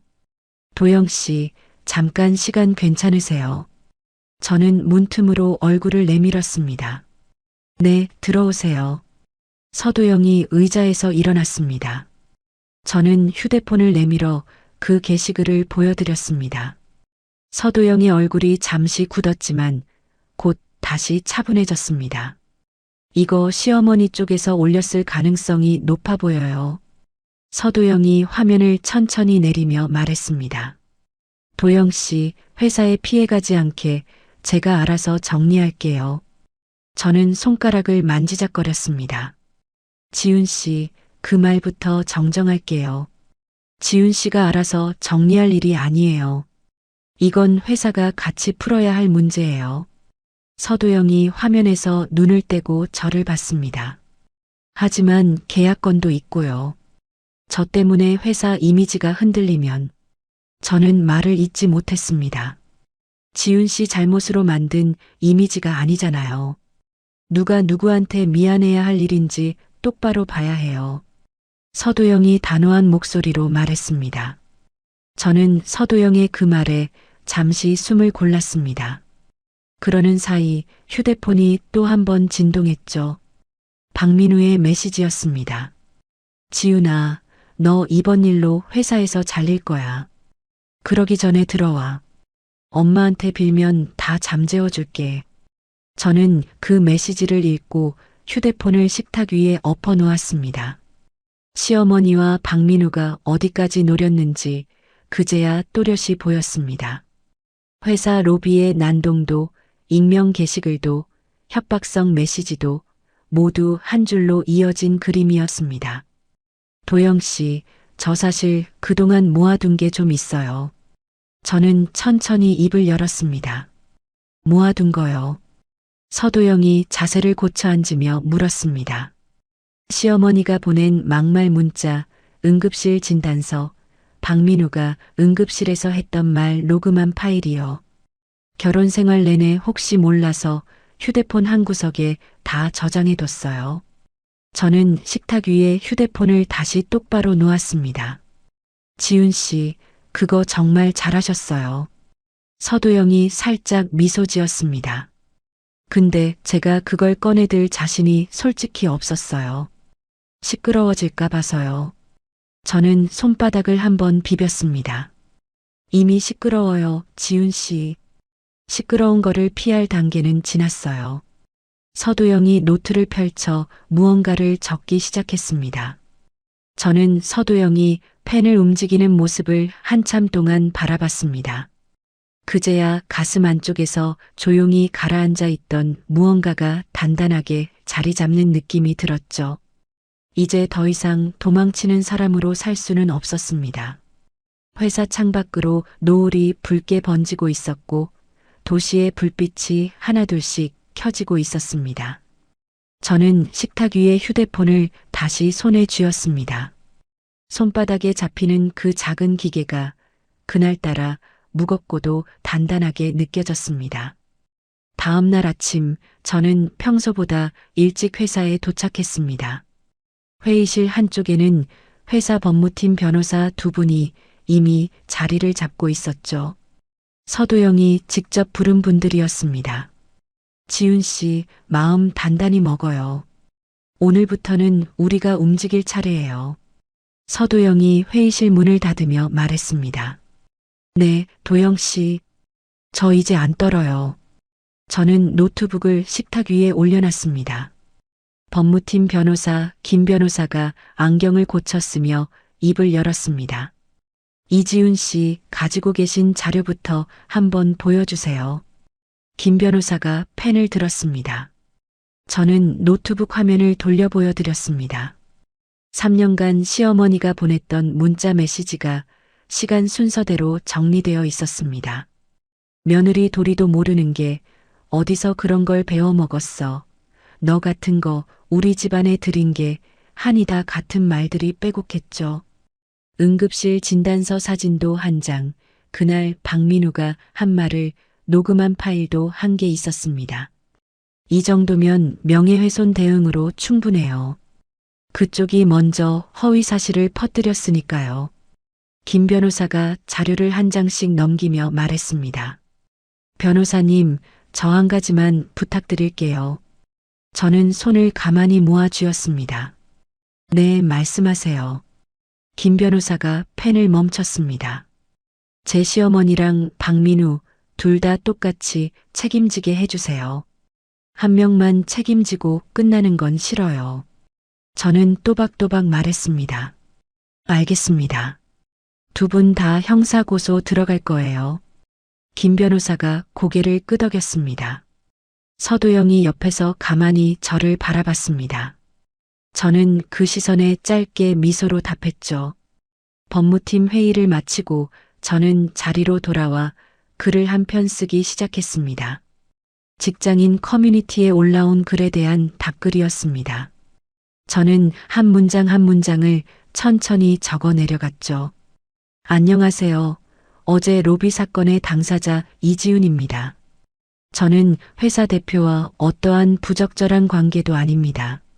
저는 작년 가을 시아버지 칠순 잔치 준비를 혼자 떠맡았습니다. 시어머니와 시아버지는 잔치 며칠 전 여행을 떠나셨고 시누이는 잔치 전날 아이 둘을 맡기고 약속 자리에 나가셨습니다. 저는 사흘밤을 새우며 음식을 준비하다가 부엌에서 쓰러져 응급실에 실려갔습니다. 응급실에서 깨어났을 때 남편이 저에게 한 첫 마디는 칠순상은 어떻게 할 거냐는 말이었습니다. 저는 그날 결혼 생활을 끝내기로 결심했습니다. 저는 글을 쓰다가 잠깐 화면에서 눈을 뗐습니다. 가슴이 답답하게 조여왔지만 손은 멈추지 않았습니다. 저는 편의점 도시락 30개를 사서 상에 올리고 집을 나왔습니다. 그것이 제가 할 수 있는 가장 조용한 마지막 인사였습니다. 지금 회사에서는 누구의 도움 없이 제 실력으로 자리를 잡았습니다. 이 글의 댓글에 적힌 추측은 모두 사실이 아닙니다. 저는 시어머니가 보내신 문자, 응급실 진단서, 그날의 녹음을 모두 가지고 있습니다. 필요하다면 공개할 준비도 되어 있습니다. 부디 잘못된 정보로 한 사람의 인생을 함부로 판단하지 말아주세요. 저는 마지막 문장 끝에 마침표를 찍었습니다. 그리고 시어머니가 보냈던 문자 메시지 캡처본 몇 장과 진단서 사진 한 장을 첨부했습니다. 박민우의 녹음 파일은 부탁드릴 곳이 따로 있다는 안내와 함께 첨부 없이 두었죠. 저는 글을 한 번 더 천천히 읽었습니다.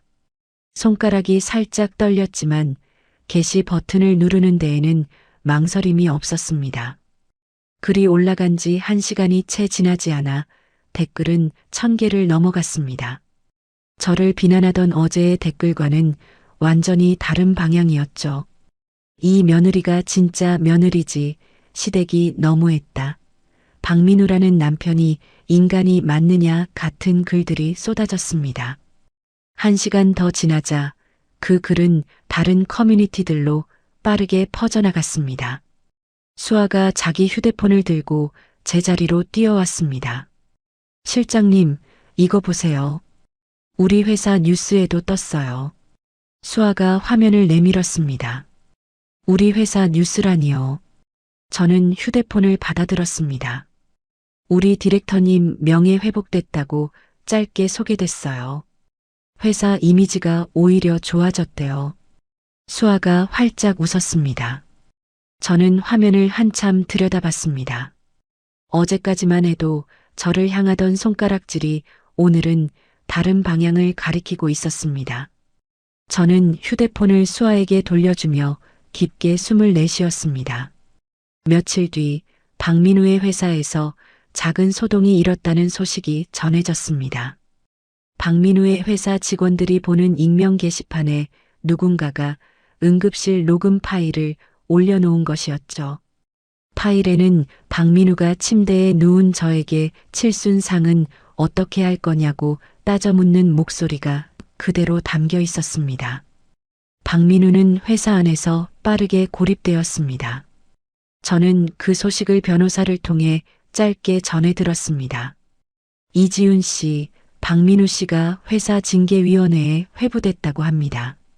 김 변호사가 전화기 너머에서 말했습니다. 네, 알겠습니다. 저는 짧게 답했습니다. 마음이 어떠세요? 김 변호사가 조심스럽게 물었습니다. 생각보다 아무렇지 않아요. 그냥 일이 풀려야 할 방향으로 풀리는 것 같아요. 저는 창밖을 보며 대답했습니다. 전화를 끊고 나니 휴대폰이 다시 울렸습니다. 이번에는 신우이의 번호였죠. 저는 한참을 망설이다가 통화 버튼을 눌렀습니다. 올케 나야. 박민지. 신우이의 목소리가 의외로 작았습니다. 형님, 무슨 일이세요? 저는 평소처럼 말했습니다. 그게 그날 내가 애들 두고 간 거 진짜 미안했어. 그때는 별 생각 없었어. 신우이가 말끝을 흐렸습니다. 형님, 지금 사과하시려고 전화하신 거예요. 저는 펜을 식탁 위에 가만히 내려놨습니다. 엄마가 너무 힘들어해. 동네에서 얼굴을 못 들고 다니셔. 한 번만 못 본 척 해줘. 응. 신우이가 작은 한숨을 쉬었습니다. 형님, 그날 형님이 두고 간 아이들 때문에 제가 부엌에서 쓰러졌어요. 형님은 한 번이라도 저한테 괜찮냐고 물어보신 적 있으세요? 저는 또박또박 말했습니다. 올케야, 그건. 신우이가 말을 잇지 못했습니다. 형님, 저는 사과를 받으려고 이렇게 한 게 아니에요. 다시는 그런 일을 당하지 않으려고 한 거예요. 저는 짧게 말하고 전화를 끊었습니다. 휴대폰을 식탁에 내려놓는데 마음이 무거웠습니다. 화나서가 아니라 그저 신우이의 사과 한마디가 너무 늦었기 때문이었습니다. 저는 의자에 등을 기대고 천장을 한참 동안 바라봤습니다. 저녁 무렵 회사 1층 로비에서 한 통의 전화가 올라왔습니다. 실장님, 로비에 어떤 어르신이 실장님을 찾으세요. 안내 직원이 조심스럽게 말했습니다. 저는 잠시 멈칫했지만 이번에는 두렵지 않았습니다. 누구라고 하시던가요? 저는 차분하게 물었습니다. 이지훈 실장 시어머니라고 하십니다. 안내 직원이 작게 말했습니다. 저는 잠시 숨을 골랐습니다. 서도영이 회의실에서 나오다가 제 표정을 보고 다가왔죠. 또 오셨어요. 서도영이 짧게 물었습니다. 네, 이번에는 혼자 오신 것 같아요. 저는 휴대폰을 내려놨습니다. 내려가 보실래요? 같이 가드릴게요. 서도영이 외투를 챙겼습니다. 아니요, 저 혼자 내려갈게요. 도영 씨는 위에서 기다려주세요. 저는 자리에서 일어났습니다. 엘리베이터 안에서 저는 거울에 비친 제 얼굴을 봤습니다. 어깨를 한번 펴고 깊게 숨을 들이마셨죠. 로비에 도착했을 때 시어머니는 1층 한쪽 의자에 작게 웅크리고 앉아 있었습니다. 며칠 전 로비를 흔들던 그 모습이 아니었습니다. 어깨가 좁아 보였고 눈가가 붉었습니다. 지훈아, 한 번만 살려줘. 시어머니가 저를 보자마자 손을 모아 쥐었습니다. 저는 시어머니 앞에 서서 잠시 숨을 골랐습니다. 어머니, 여기 회사예요. 일단 일어나서 이야기하세요. 저는 손을 내밀지 않았습니다. 경찰서에서 연락이 왔어. 내가 어떻게 경찰서를 가니? 한 번만 봐줘. 응. 시어머니가 고개를 푹 숙였습니다. 어머니, 저도 응급실에 가야 했어요. 그때 어머니는 한 번이라도 저한테 미안하다고 하신 적 있으세요? 저는 시어머니의 머리 위를 가만히 내려다봤습니다. 지훈아, 내가 잘못했어. 정말 잘못했어. 시어머니가 손등으로 눈가를 닦았습니다. 어머니의 잘못을 제가 용서한다고 어머니가 저에게 한 일들이 없던 일이 되는 건 아니에요. 저는 천천히 말했습니다. 지훈아. 시어머니가 고개를 들었습니다. 어머니, 저는 법대로 갈 거예요. 저한테 사과하실 시간은 지난 3년 동안 충분히 있었어요.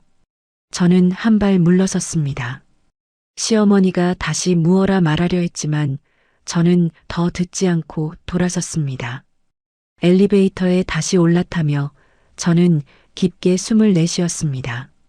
거울에 비친 제 얼굴은 조금 전과 똑같았습니다. 흔들리지 않은 채 똑바로 앞을 보고 있었죠. 회사 사무실로 돌아오자 서도영이 자리에서 일어났습니다. 괜찮았어요. 서도영이 짧게 물었습니다. 네, 괜찮았어요. 진짜 괜찮았어요. 저는 자리에 앉으며 모니터를 켰습니다. 화면 위에는 다음 프로젝트의 첫 화면 시안이 떠 있었습니다. 저는 마우스를 잡고 작업을 다시 이어갔습니다. 손가락이 가볍게 움직였고 마음 한구석이 비로소 평평해지는 느낌이 들었습니다. 법정 다툼은 생각보다 조용히 그러나 분명하게 마무리되었습니다. 저는 이혼 소송에서 완전히 이겼고 위자료도 처음 청구한 금액에서 거의 깎이지 않은 채 받아냈습니다. 시어머니와 박민우를 상대로 한 형사고소도 무난하게 결론이 났죠. 시어머니는 벌금형을 받았고 박민우는 회사에서 권고사직 처분을 받았습니다. 마지막 법원 출석 날 저는 박민우와 복도에서 짧게 마주쳤습니다. 박민우는 양복이 헐렁해져 있었고 얼굴은 까칠했습니다. 지훈아, 한마디만 하자. 박민우가 다가오며 작게 말했습니다. 민우야, 우리 이제 할 말 없어.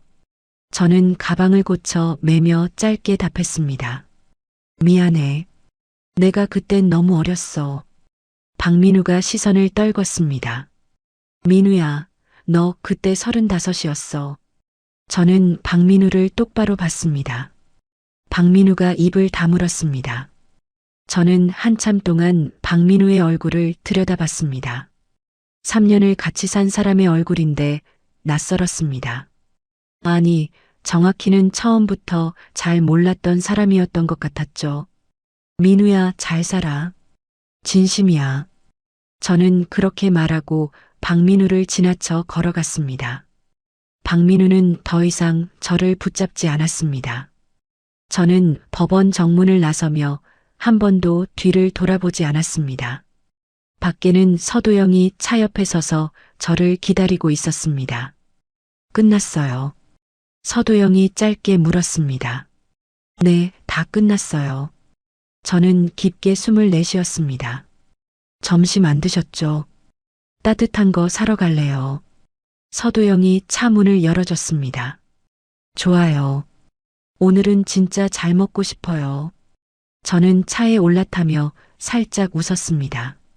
법원 일이 마무리되고 한 달이 지난 어느 봄날, 저는 회사에서 실장 자리에 정식으로 올랐습니다.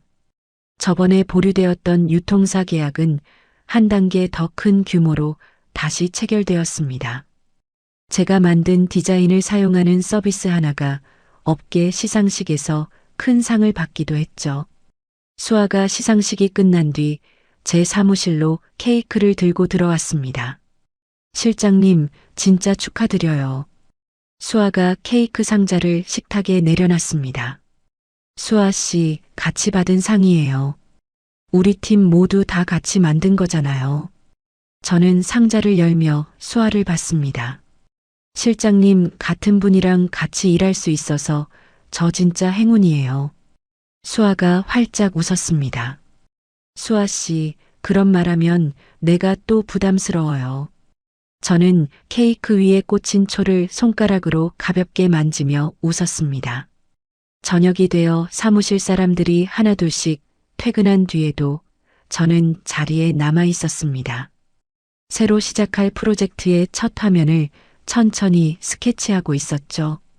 사무실 문이 노크 소리와 함께 열렸습니다. 서도영이었습니다. 지훈 씨, 아직 안 가셨네요. 서도영이 손에 작은 종이백을 들고 있었습니다. 네, 도영 씨도요. 저는 화면에서 눈을 떼며 의자를 살짝 돌렸습니다. 이거 시상식 끝나고 사다 둔 거예요. 마카롱 좋아한다 그러셨죠? 서도영이 종이백을 식탁 위에 내려놨습니다. 이런 거 챙기실 줄은 몰랐어요. 저는 종이백을 가만히 바라봤습니다. 제가 챙기고 싶은 사람이 별로 없어요. 지훈 씨가 그 중 한 사람이에요. 서도영이 의자에 앉으며 살짝 웃었습니다. 저는 그 한마디에 잠시 숨을 골랐습니다. 그러고는 서도영을 똑바로 봤죠. 도영 씨, 저 사실 누군가한테 또 마음 여는 게 무서워요. 저는 솔직하게 말했습니다. 알아요, 지훈 씨. 그래서 천천히 가도 돼요. 저는 어디 안 가요. 서도영이 차분하게 말했습니다. 저는 마카롱 상자를 열고 분홍색 한 개를 집어들었습니다. 서도영도 노란색을 하나 집었죠. 우리는 마주 앉아 천천히 마카롱을 먹었습니다. 별다른 말이 오가지 않았지만 그 침묵이 어색하지 않았습니다. 저는 오랜만에, 정말 오랜만에 누군가와 한 공간에 함께 있는 것이 편안하다는 감각을 느꼈습니다. 어느 토요일 오후 저는 친정 어머니와 함께 동네 시장 근처를 걷고 있었습니다. 어머니가 손에 든 장바구니에는 봄나물 한 봉지가 담겨 있었죠. 지훈아, 오늘 저녁은 엄마가 봄나물 무쳐줄게. 어머니가 제 팔짱을 끼며 말씀하셨습니다. 엄마, 저 봄나물 진짜 좋아해요. 저는 어머니의 팔을 살짝 토닥였습니다. 우리 딸 좋아하는 거 다 해주고 싶어? 엄마가 그동안 못 챙겨줘서 미안하다. 어머니가 살짝 고개를 숙이셨습니다. 엄마, 그게 왜 엄마 잘못이에요? 다 끝난 일이에요. 저는 어머니의 손등을 가만히 쓰다듬었습니다. 길모퉁이를 돌던 그때 저는 맞은편에서 걸어오는 한 남자를 발견했습니다. 허름한 점퍼에 머리는 부스스했고 어깨가 한껏 움츠러져 있었죠. 박민우였습니다. 박민우는 한 손에 비닐봉지 하나를 들고 있었습니다. 저는 어머니의 팔을 살짝 잡았습니다. 어머니도 눈치를 채시고 걸음 속도를 조금 줄이셨죠. 박민우가 우리 쪽으로 점점 가까워졌습니다. 박민우는 처음에는 저를 못 알아보는 듯 무심히 걷다가 어느 순간 고개를 들어 저를 발견했습니다. 박민우의 발걸음이 멈췄습니다. 저도 한 박자 늦게 걸음을 멈췄죠. 박민우의 입이 살짝 벌어졌습니다. 지훈아. 박민우가 작게 제 이름을 불렀습니다. 저는 박민우를 잠시 바라봤습니다. 연민도, 분노도, 미련도 마음에 떠오르지 않았습니다. 저는 그저 한번 천천히 고개를 끄덕여 보였습니다. 그리고 다시 어머니의 팔을 끼고 앞으로 걸어갔죠. 지훈아, 그냥 갈 거니? 어머니가 작게 물으셨습니다. 네, 엄마. 저 사람은 이제 제 인생에 없는 사람이에요. 저는 앞을 보며 또박또박 말했습니다. 박민우의 시선이 한참 동안 등 뒤에 닿아 있는 게 느껴졌습니다. 저는 한 번도 돌아보지 않았습니다. 돌아볼 이유가 없었으니까요. 어머니가 제 팔을 한 번 더 꼭 잡으셨습니다. 저녁에 집에 돌아와 봄나물로 차린 밥상 앞에 앉았습니다. 어머니가 밥 한 공기를 가득 담아 제 앞에 놓으셨죠. 지훈아, 많이 먹어. 어머니가 김치 한 조각을 제 밥 위에 올려주셨습니다. 엄마, 이거 진짜 맛있어요. 저는 봄나물 무침을 한 입 먹으며 환하게 웃었습니다. 밥을 다 먹고 거실 소파에 앉아 텔레비전을 보는데 휴대폰이 짧게 울렸습니다. 서도영의 메시지였죠. 지훈 씨, 내일 시간 괜찮으면 한강 갈래요. 자전거 빌려서 한 바퀴 돌고 와요. 저는 잠시 휴대폰을 바라보다가 답장을 적었습니다.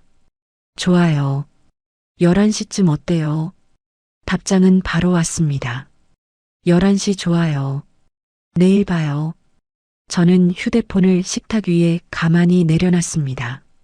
창밖에는 봄밤의 가로등 불빛이 따뜻하게 번지고 있었습니다. 방에 들어와 책상 앞에 앉아 노트북을 열었습니다. 새 폴더 하나를 만들고 이름을 적었죠. 이지훈의 다음 일. 저는 그 폴더를 열어 빈 화면을 한참 동안 바라봤습니다.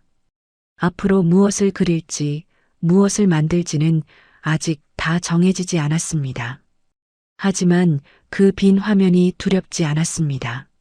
문득 작년 그날 새벽 도시락 30개를 식탁 위에 올려놓고 캐리어를 끌고 나오던 그 순간이 떠올랐습니다. 그때 저는 어디로 가야 할지도 몰랐고 무엇을 해야 할지도 몰랐습니다. 그저 더 이상 그 자리에 머무를 수 없다는 것만 알았죠. 그 무모한 한 걸음이 지금의 저를 만들었습니다. 저는 노트북 화면 위에 마우스 커서를 가만히 가져다 놓았습니다. 손가락이 가볍게 키보드 위를 움직였죠. 스탠드 불빛이 책상 위를 따뜻하게 비추고 있었습니다. 방 안은 조용했고 창밖에서는 봄바람이 가만히 불어오고 있었습니다. 저는 한번 깊게 숨을 들이마시고 다시 천천히 내쉬었습니다. 내일 아침 한강에서 만날 약속이 있었고 다음 주에 시작할 새 프로젝트가 있었고 그 너머에는 아직 그려지지 않은 수많은 날들이 기다리고 있었습니다. 저는 작게 미소를 지으며 키보드 위에 손가락을 올렸습니다. 이지훈의 새 이야기는 이제 막 첫 줄을 적기 시작하는 중이었습니다. 도시락 30개를 식탁 위에 쌓아 올리고 현관문을 나서던 그 새벽, 저는 제가 어디로 가는지도 몰랐습니다. 그저 더 이상 그 부엌에 서 있을 수 없다는 것만 알았죠. 그런데 그 무모한 한 걸음이 저를 살렸습니다. 응급실 침대에서 남편의 한마디에 끊어졌던 마음의 줄이 결국 새로운 인생의 시작점이 되어 주었으니까요. 며느리 도리, 아내 도리, 그 끝없는 도리라는 이름 앞에서 자신을 잃어가는 분들이 계신다면 한 번쯤 떠올려 주셨으면 좋겠습니다. 참는 것이 늘 미덕은 아니라는 것을요. 내 인생의 주어가 누구인지 한 번쯤은 똑바로 들여다봐야 한다는 것을요. 누군가의 희생을 당연하게 여기는 사람들 곁에 머무는 한 우리는 영원히 행복할 수 없습니다. 저는 그날 도시락 위에 메모 한 장을 남기고 나오면서 사실은 제 인생에 새로운 메모 한 장을 붙인 것이었습니다. 이제부터는 나로 살겠다고, 누구의 부엌이 아닌 내 책상 앞에 앉겠다고요. 지금 이 시간에도 어디선가 부엌 앞에서 울고 계실 누군가에게 이 이야기가 작은 용기가 되었기를 바랍니다. 이야기를 끝까지 들어주신 분이 계시다면 잘 들었다고 댓글 하나만 남겨주세요. 감사합니다.